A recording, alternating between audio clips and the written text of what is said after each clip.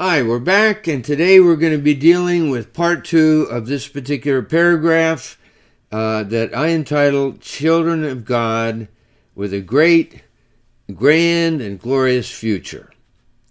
So let's get started here.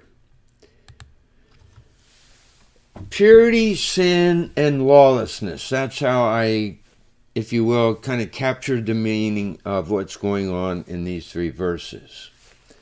So in verse 4, pas hapoion tein hamartian. Each one who practices sin. Poieo means I do, make, or practice. So here we have the participle here, and then in the next line we have the indicative. So each one who practices sin also practices lawlessness. And then he hamartia estin he anomia. Sin is lawlessness.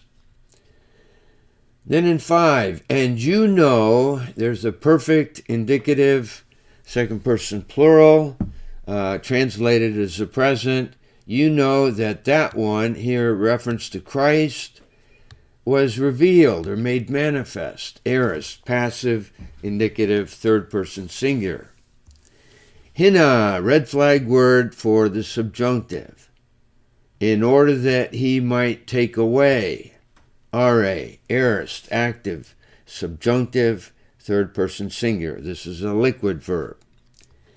And sin is not in him, or we could better translate it as there is no sin in him. In 6, pas haen auto menon. Each one who abides in him. Uch amartane, does not sin. And then in the next line, pas hamartanon, each one who sins has not seen him. Heorakin, perfect, active, indicative, third person singular, nor has he known him. This is also a perfect tense. We notice here an interchange, a back and forth movement between sin and lawlessness. So in 4, the one who practices sin, what is he also practicing? Lawlessness. And then in the next portion, sin is lawlessness. Here sin is being identified as lawlessness. And then we have the purpose clause for the Son of God was revealed in order that he might take away sin, our sins, and there is no sin in him. 6, each one who abides in him does not sin. And then again, hamartanon, each one who sins. So we have a back and forth movement between sin and lawlessness. Now earlier, the evangelist stated that Christians do sin. Now the evangelist states that the one who abides in him does not sin. So in 6, pas haen auto menon. Each one who abides in him does not sin. And then the next line, each one who sins has not seen him nor known him. Now, we need to remember that with the present tense, whether we're dealing with the indicative or participles or some other forms, we're dealing with continuous action. And so let me suggest here a lifestyle of sinning. And this language continues later on in the paragraph in verse 9 of a present tense. All right, this next portion here, I just put under the heading purity, righteousness, and this is lifted up on a cosmic scale. Technia, little children. Now, we have a verb form here, planato. This comes from planao, which is a contract verb. This is parsed, present active, imperative, third person singulars. And then our subject of that is medes, no one. So, let no one deceive you. And again, we need to be reminded of the Gnostic threat. That the one who practices righteousness is righteous, just as that one is righteous. That one referring to Christ. The one who practices sin is from the devil. That is, finds his or her origin in the devil. Because from the beginning, the devil sinned. Now, hamartane, I would understand and take as a historical present. So then we go eis tuta, to this end, or for this goal, or for this purpose, the Son of God was revealed, was made manifest. Ephanerothe aorist, passive indicative, third person singular, in order that he might destroy. Luce, aorist, active subjunctive, third person singular, the works of the devil.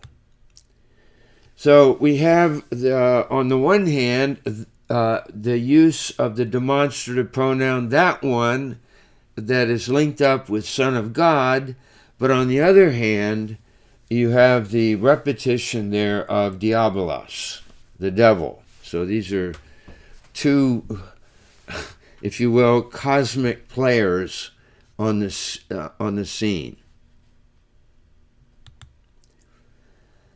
There's a contrast between that one, Jesus, the righteous one and Son of God, and the devil and his works of sinning, and also being the origin of human sin. So here we have mention of that one being righteous, and then we have diabolou there in 8a, and diabolos again in the next line. Here we have reference to the Son of God, and then this final purpose clause, in order that he might destroy the works of the devil. Now, there are two purpose statements for the Son of God's action that build off of 3:5. So, eis tuta, for this purpose, the Son of God was revealed. That's a purpose statement. And then we have another purpose statement, in order that he might destroy the works of the devil. Now, earlier in verse 5, in order that he might take away our sins.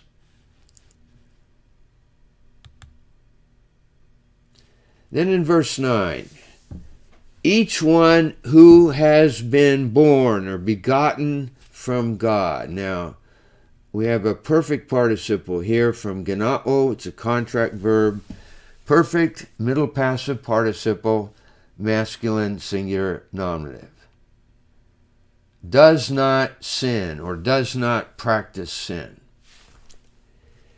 Because his seed abides or remains in him, and he is not able to sin. Dunatai, present, deponent, indicative, third person singular, and then hamartanein, present, active, infinitive. And then the last clause, because he has been born or begotten from God. Here we have the use of the perfect tense once more. Perfect, middle passive indicative, third person singular. There's a continuity here between not practicing sin and being unable to sin. Now, notice the tenses here. Here we have a perfect participle here, the one who has been born from God. Remember, the perfect tense is the tense of condition. And then we have the use of the present tense, poie. Another present tense, his seed abides in him.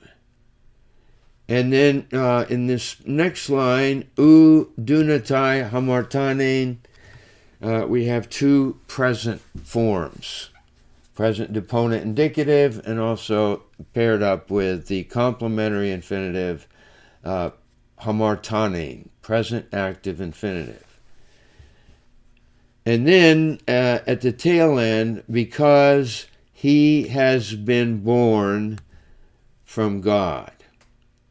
So notice here that the opening statement is in the perfect tense right here, followed by several present tenses, and then it concludes with the perfect tense again. Now, two explanations are found with this conjunction hati, because for why believers don't practice sin and being unable to sin. And the reason given, they have been born of God. That's one explanation. And the second possession, they possess the divine seed. Now, the lexicon on sperma here, translated as seed, refers to the beginning or germ of a new life, planted in us by the Spirit of God. In verse 10, we have the introduction again of two groups of children and the introduction of love. All right, verse 10. En tuto phanera estin ta tekna tu theou. In this are revealed, made manifest, the children of God and the children of the devil. So two groups of children here. Then this is followed up with pas hame poion. Each one who does not practice righteousness is not from God. And then we have the final clause here, even the one who does not love his brother or sister. Agapon, present active participle, masculine singular nominative. All right, here we have the contrast here, as I noted, between two sets of children and their origin. So that first line, children of God, children of the devil, from God, etc. Now, not practicing righteousness is also identified as not loving one's brother or sister. This last clause here introduces the topic of love. And that is taken up in the next full paragraph in 1 John 3, verses 11 through 18.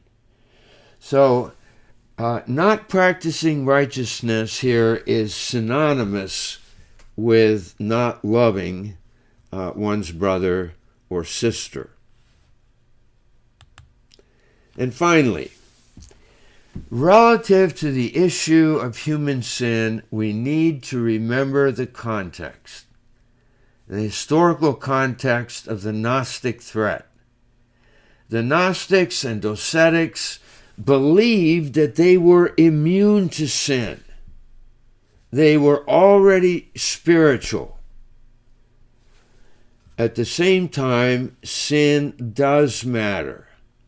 And sin is identified with lawlessness. And what does lawlessness really express? Defiance. We also need to celebrate here the Christian hope and confidence that embraces both the present as well as the future. Now we are children of God. And then the future, we don't know what we shall be, but we know we shall be like him because we will see him as he is. So a buoyant hope and confidence embrace both the present and the future. We find a link here between the amazing privileges that are coupled up with ethical responses. Practicing righteousness, loving a brother or sister, or the need for constant purification. And as a whole, the evangelist is making a plea for consistency. A consistency between being and doing. They should be integrated.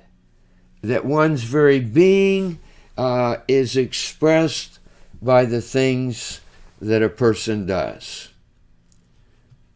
So thank you.